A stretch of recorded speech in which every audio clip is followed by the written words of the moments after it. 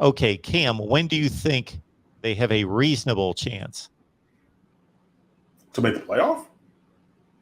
It appears so.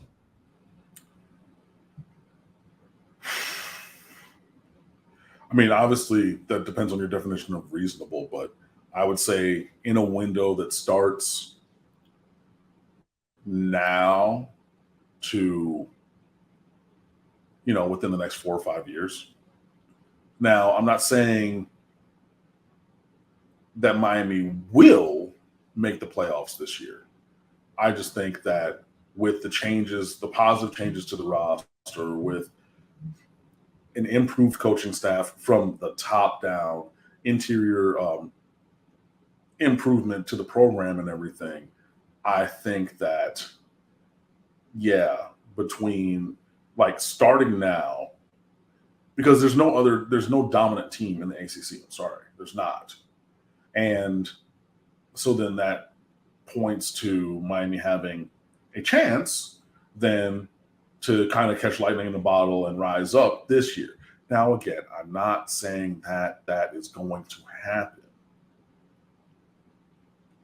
I just think that it's possible. So for now, for the next 4 or 5 years, I would say would be when Miami has a reasonable chance, especially this year, next year. I mean, again, there is no real dominant team on the other side.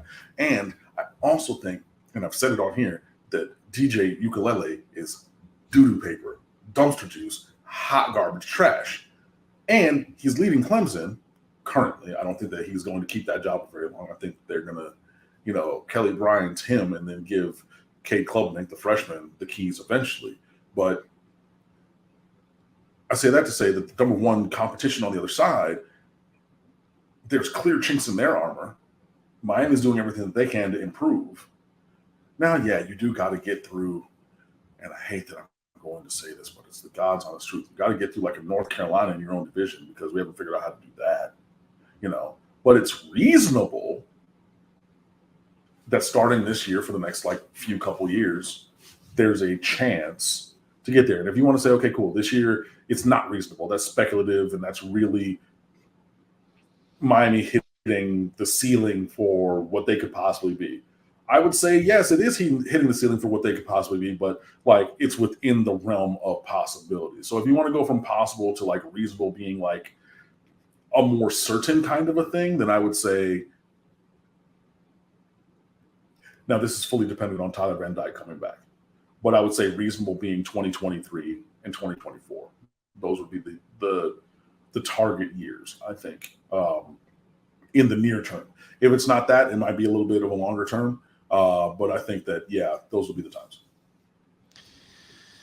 I had a YouTuber text me the other day and ask me, because he's pretty sure on what 3 teams are going to make the playoffs. He goes, who's going to fill that 4th spot? So I think it's pretty conventional wisdom. May change, may not turn out this way, but it's pretty obvious to most that Alabama, Georgia, and Ohio State are the 3 best teams in the country. I am most convinced that Alabama and Georgia are the 2 best teams in the country, and Ohio State, I believe, is the 3rd best team in the country, but I still have issues with its defense, and that has to be proven to me that they're that good, but they probably are. So those are the 3 teams that we're going to see 1, 2, and 3 in just about everybody's rankings. But that 4th team, I think Notre Dame's pretty good, and I think Michigan's pretty good, and Texas A&M. But man, they got a mountain to climb in that conference. And I threw out. So I made a list of 5 teams, and Miami was one of them. I said these 5 or 6, Clemson included, Miami, Texas A&M, but with the barrier of the SEC, and then Michigan, Notre Dame.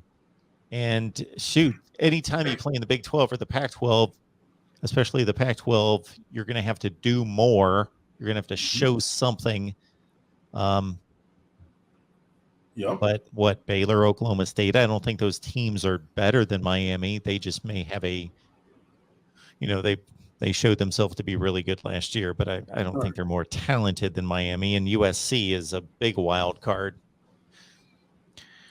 Well, yeah, like I said, it's possible this year, and I think if you're going towards reasonable for Miami to push towards a, I'm just going on my voice right now, but to push towards the playoffs, I would say 23 and 24, especially if, by the grace of God, Tyler Van Dyke comes back for 23. Oh boy, you gotta have Miami up at the top now. Hopefully they don't, get their doors blown off in the opener like that Michigan team did with Chad Henne, Mike Hart, and Jake Long. You get blown out by Oregon in the opener in a game that really propelled Oregon onto the national stage, because all those guys came back and like, yo, we, trying to beat those state, we're trying to be champions, we're trying to, and then like everything that they were kind of going for went down the drain and we won. You don't want to have that, but I mean, yeah, if Tyler Van Dyke continues to play that, we've seen from him and progresses and decides to come back for next year also, oh boy, you have to have Miami way at the top. And even without, yeah, he's unproven, but he's super talented. A 23 team with the recruiting where it should be, the roster development and improvement where it should be, and a Jake Garcia at the helm should also be a very formidable foe for pretty much anybody and everybody who lines up across from Miami.